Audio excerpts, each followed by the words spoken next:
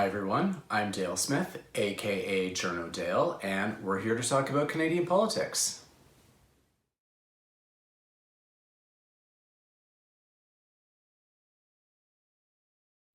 There are now two political parties in this country which are undergoing leadership contests, and I figured this would be a good time to talk about what that means and why we're so bad at it in Canada. For most Westminster democracies, like ours, the standard has been for the caucus, meaning the elected members, get together and they choose the leader amongst themselves. But Canada was an early outlier in this, dating back to 1919, when the Liberal Party decided to hold a convention to choose their new leader after the death of Sir Wilfrid Laurier, who was previously the Prime Minister. At that point, they decided that they would hold a delegated convention, meaning that riding associations from across the country would send a number of delegates, and at this convention, they had groups who would advocate for certain candidates for that leader, and in the end, based on power brokering and discussions among them, and having the different candidates wooing delegates between ballots, we ended up with William Lyon Mackenzie King as the next leader of the Liberal Party and eventually Prime Minister. But what this delegated convention did was set up this notion around membership selection of party leaders, and that kind of set Canada on this trajectory. At first, it seemed like a great democratic convention. It was no longer the chosen few in the party, the small elite club, as they would say, who was choosing the leader, but it was up to ordinary people who'd bought a party membership, and they would, have this great democratic awakening in terms of how this worked. The flip side of that, however, was that it severed the line of accountability between the leader and the members of the caucus. So when Mackenzie King got into some scandals when he was Prime Minister and the caucus was looking to oust him as a result, he would say to them that you didn't choose me and therefore you cannot remove me. And that kind of set a pattern in Canada for the way in which parties became more centralized. If the leader is no longer beholden to the membership, then the leader they consider themselves to have a democratic legitimacy to hold the position of leader, and therefore they can basically bigfoot their own elected MPs or MLAs or whatever level we're talking about, whether it's federal or provincial. And, the Liberals would then chastise the Conservatives for not going by the convention route for another decade, claiming that they weren't being very democratic about it. And it set up this bad pattern that we are still living with today. And a lot of that is the consequence of the centralization of power in the leader's office as a result of this. There's been a bit of an evolution of how this works in Canada across the country. It went from delegated conventions to what we call one member, one vote, which would be anyone who had a party membership could vote on it, as opposed to sending delegates to a convention, until the Liberal Party more recently decided to do away with paid memberships entirely and said that anyone could vote for their new leader, so long as they just, would totally swear that they weren't a member of another party. And through that process, Justin Trudeau became the party leader. If we thought that accountability was harder to do with delegated conventions, it's even less so now, because the membership base of a party has become so nebulous that there's nobody really who can hold that leader to account. So that's partially where we're sitting at in terms of how leadership dynamics work in this country right now. And it's only gotten more insane the more that, we decided to start running them like presidential primaries and insisting that candidates come in with policy proposals rather than leaving that to the grassroots party membership like it's supposed to be. And so we've not only gotten rid of the accountability, but we've also Americanized it in a way that is antithetical to the way that our system is supposed to work. So what does this mean for some of the party leaderships that are going on right now? Well, both the Conservatives and the Greens, who are going through their party processes right now, are doing it in the one-member, one-vote system. The Conservatives have a slightly altered way of doing it, meaning that they weight their votes so that each riding gets a specific number of points, so that the more populous, in terms of party memberships, ridings in Western Canada don't swamp the less populous ones in the East, particularly in Atlantic Canada. So each riding gets 100 points, and then the whoever basically wins each riding in terms of leadership gets the 100 points, and they kind of work it that way.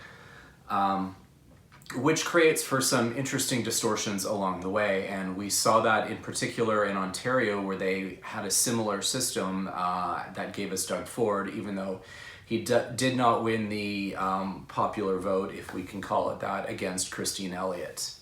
The other thing that these kinds of membership-driven leadership contests do is create interesting voting blocks in terms of who is able to sell memberships and mobilize certain communities. Sometimes they do that through ethnocultural communities where they can find, in some cases, easy mobilization of votes. This has also led to instances where they would they would have somebody mass buy memberships and have essentially vote drives, and people who had not consciously joined the party would be participating in the process, which led to plenty of problems in terms of whether or not this was above board or not. And these kinds of things still happen to certain extents. There are allegations that this kind of thing went on in the most recent leadership for the Alberta United Conservative Party, and that is currently under investigation.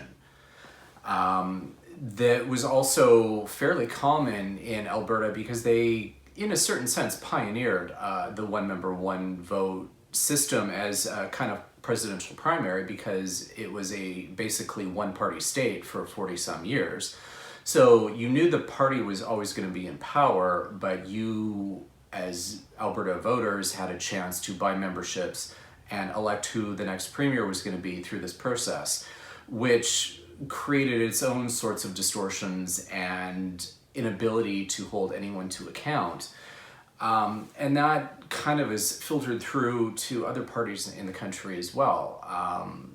So it also gives us a sense of where certain leadership candidates can essentially get memberships and, in some senses, makes themselves beholden to certain special interest groups. For example, we look at Andrew Scheer and the dairy farmers who went out of their way to ensure that their members got memberships and voted for Scheer as the counterweight to Maxime Bernier, who was insisting on doing away with supply management under quote-unquote libertarian principles. So it's one of these ways in which we have sort of gotten to a point where these leadership contests can create wildly distortionary reflections of what that party membership is supposed to be representing. And I don't know that that's necessarily good for democracy, or certainly not accountability, especially not in our system. The other somewhat worrying thing is that other countries like Australia and the UK have started adopting Canadian-style models for their own leadership contests. Australia did it partially because they had such a high turnover in party leaders and prime ministers, where they would have essentially backroom coups on a semi-regular basis, and wanted a system that might create more stability. But I think that also has to do with the fact that Australia has largely had very marginal governments, either minority or coalition, which created a certain sense of paranoia as to needing a leader who could, win an election for them. In the UK, we've most recently seen how a membership-driven vote brought in a leader like Jeremy Corbyn, and they weren't able to dislodge him because their membership that was backing Corbyn was powerful enough that it kind of swamped the party, and they just got themselves, the worst election results since the post-war period. So it's, again, one of these things where we need to start stepping back and thinking, is this really being democratic, or have we created more problems for ourselves? And I'm of the opinion that it's the latter. We have created so many distortions now in how our system is supposed to work. We have leaders who aren't accountable, and we have such centralized power because those leaders, come in and say, I have a democratic legitimacy and you elected MPs shouldn't interfere with that. And that's created so many of the problems that we have in our system. And we need to return to a place where it's the caucus who chooses and removes leaders, but it's going to be an uphill climb in terms of convincing people that that's the way to do it, because we've bought into this false notion that it's democratic to do things the way they are now, and it's a kind of false democracy. And democracy without accountability is nothing, really. So we need to really seriously rethink this, particularly as these processes are going on, and hoping that maybe one day parties will come to their senses and realize that, we've created a monster and we need to do something about it. And that's everything for this week. Join us again next week for some more Canadian politics. I'm Dale Smith. That's at journo_Dale on Twitter. And don't forget to like the video, share, subscribe, and support us on Patreon. Thanks, everyone.